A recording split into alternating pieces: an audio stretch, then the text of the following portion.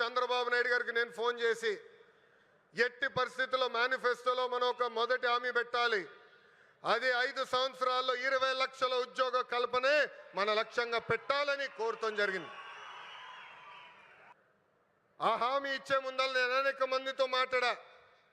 వాళ్ళందరూ అన్నారు, ఈ హామీ మీరు సాధించగలుగుతారా, చేయగలుగుతారా అని అడిగారు.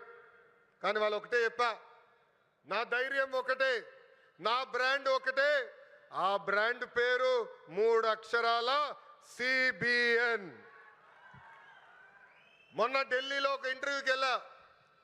అక్కడున్న విలేకరు నన్ను అడిగాడు, తెలంగాణకి హైదరాబాద్ ఉంది, తమిళనాడుకి చెన్నై ఉంది, కర్ణాటకకి బెంగళూరు ఉంది, ఆంధ్ర రాష్ట్రానికి ఏముందని అడిగారు.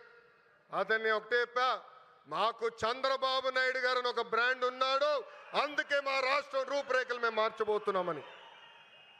చంద్రబాబు గారు చెప్తున్న P4 విధానానికి రిలయన్స్ సిబిజీ ప్లాంట్ నాంది కాబోతుంది.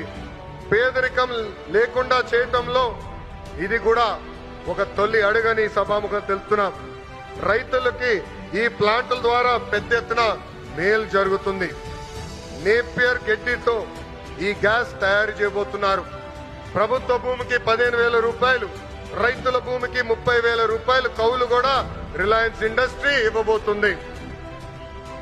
రైతులు గడ్డి పెంచిస్తే టన్ను కింద అని కూడా వాళ్ళు డబ్బులు ఇవ్వబోతున్నారు.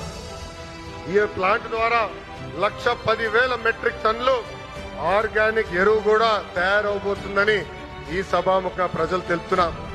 ఇంకా ఈ ప్లాంట్ ద్వారా గ్రామీణ యువతకి పెద్ద ఎత్తున ఉద్యోగాలు కూడా కల్పిస్తాం.